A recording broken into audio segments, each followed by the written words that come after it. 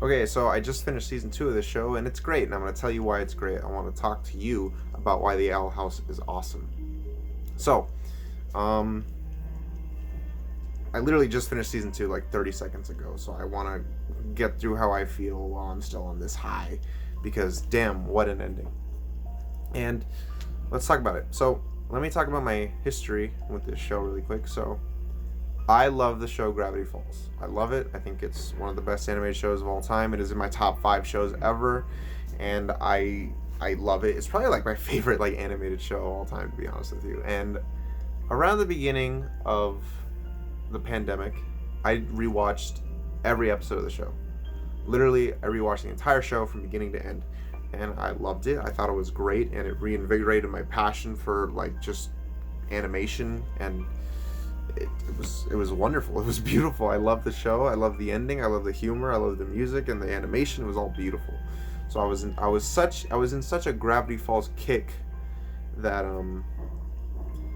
I thought, why not go on the Disney Channel? Why not see what's playing there? Why not see what's been going on? What's going on? You know? So I go on my YouTube TV and I click and I go on Disney Channel just to see what's on.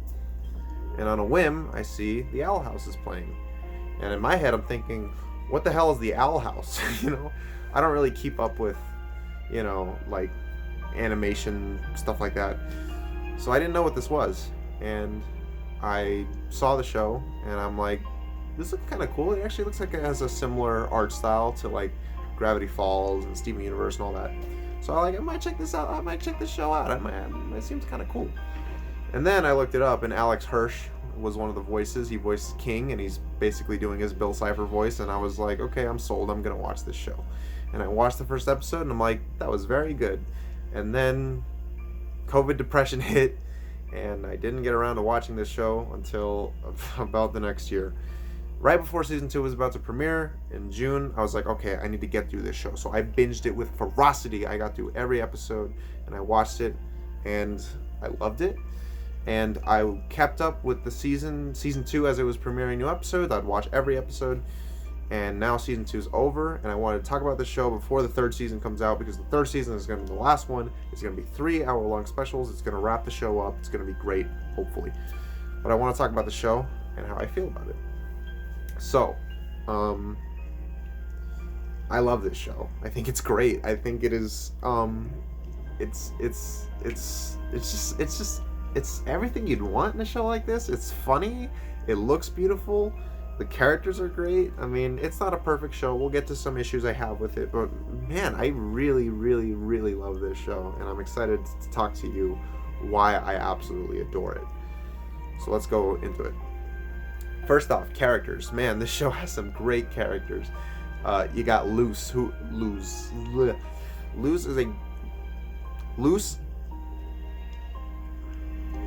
is a great character because she's just a great main character. You know, she's a great protagonist. She's funny. She's lovable. She's hilarious. I mean, funny and hilarious are the same thing, but she is a hilarious character, and she is a badass. And a character like this can get really annoying really fast, but Luce never gets annoying, because you never feel like she wants to hurt anybody. You never feel like she does anything out of malice, but at the same time, she doesn't feel like generic main character, you know? She feels like a real person, and I would love it if she met my boy Sora. If she met Sora, my life would be complete. I think those two would get along great, and I would love it. So, you also got other great characters. You have King, who is hilarious, and he's got a lot of great stuff, especially in season 2 near the end. There's a lot of great stuff with his character. Ida's great. Lilith, she starts out as just kind of a generic, you know, antagonist, but she grows and she becomes a much more interesting character, and by the end of season 2B, you're like, oh my god, Lilith. You know. You got Hunter. When I first saw Hunter, I was like, I don't like this character. He sucks. He's a whiny little bitch. But as the show went on, I've grown to think that he is actually one of the most compelling characters on the show. I think he's super interesting, and I really enjoy just his growth and his character development. Like, he is, like, really quickly, he just becomes like a really well-written character. It's pretty amazing, actually. Not every character is great. Particularly Willow and Gus. I think they're both fine, but Willow especially, I feel like, especially in season 2, I feel like the writers just kind of stopped caring about her. Like, I feel like they just kind of were like, I feel like we have other stuff to do. We have other characters to get to. And Willow's not really on the top of our priorities, so let's just push her to the side. We'll still have her in the show, but let's just push her to the side. And that sucks. I like Willow, but because of that, she is one of the lesser characters in the show, but she's not bad. And the same thing kind of goes for Gus. Gus gets a little more to do than Willow, but still not a ton. But he's fine. He's good. And any other character? Hootie. Hootie is hilarious. I think Hootie is the perfect example of how to do an annoying character where he annoys everybody in the show, but he doesn't annoy the audience, and that's pretty hard to do, and he's great. And there's other great characters in the show too, but my favorite character in the show is Amity. She's voiced by Mae Whitman, who is awesome. She also voiced Katara on Avatar, which is I forgot to mention that. It's really a toss-up between whether Avatar or Gravity Falls is my favorite animated show ever. But she voices Katara, and she also voices Amity on this show. She was also Roxy in Scott Pilgrim, and she's done a ton of great voices. She's a great voice actress. But Amity is my favorite character on the show because I find her the most relatable and the most interesting. Yeah, a lot like Hunter. She just starts out as a typical bully character, but I don't want to spoil it. But you probably already know, but as the show goes on, she becomes much more important, and you see who she really is, and she is my favorite character. I think she's great.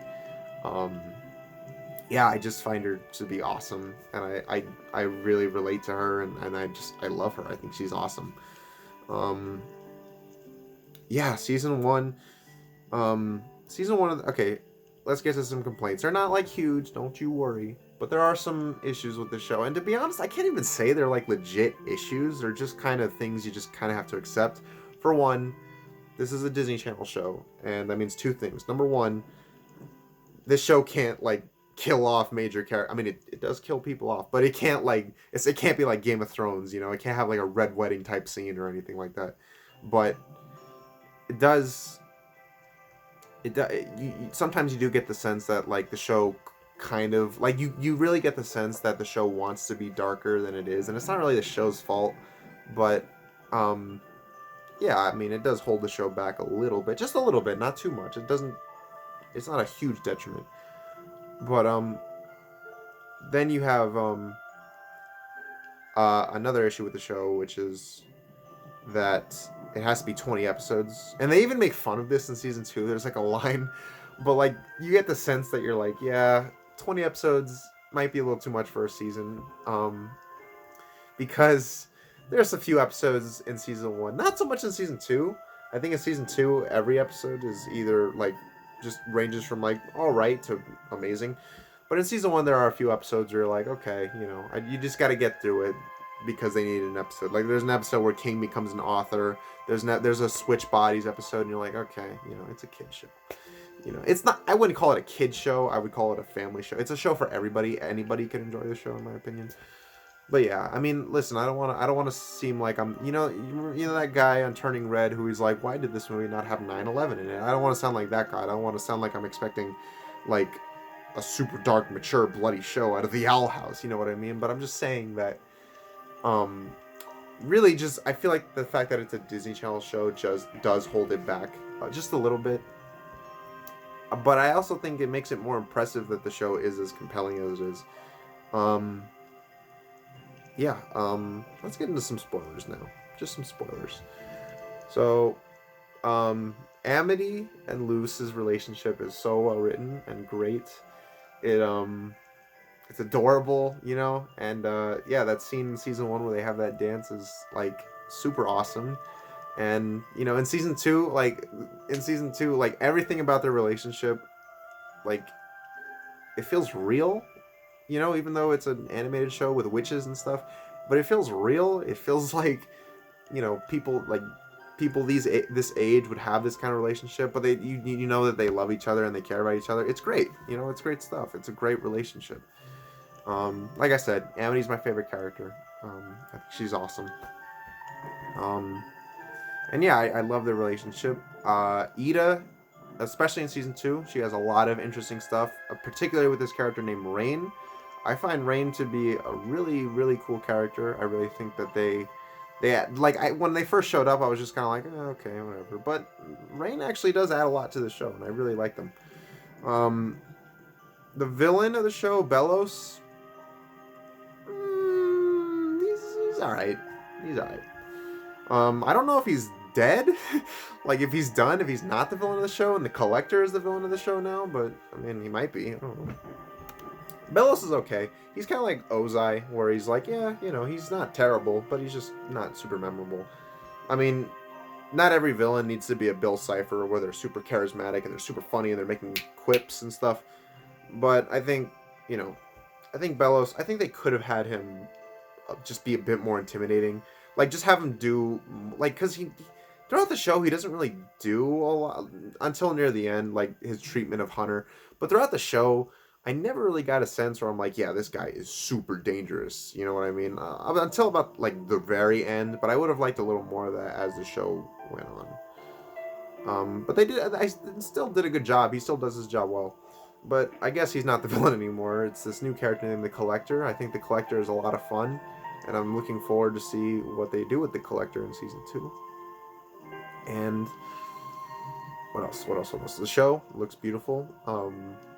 This last fight scene in the season finale was impeccable, and that scene where Luce and Amity kiss, you can tell that they spent like half the episode's budget on that, which is great. It's pretty funny. Just a big middle finger to Disney. Man, this show, I really love this. I did not expect to like this show as much as I did. I thought I'd be all right, but man, what Dana Terrace has accomplished with this story, and all the writers and all the animators, it's just nothing short of like, wow, you all really captured a beautiful story. And I'm so excited to see how it ends. I really don't think they'll mess it up. And there's also an Amphibia reference at the end of season 2, so that's pretty awesome. Yeah, I can't recommend this show enough. I just spoiled it, but I mean, yeah, it's great. If you love Gravity Falls, if you love Avatar, you're gonna get a lot out of this show. Great characters, great stories. I'll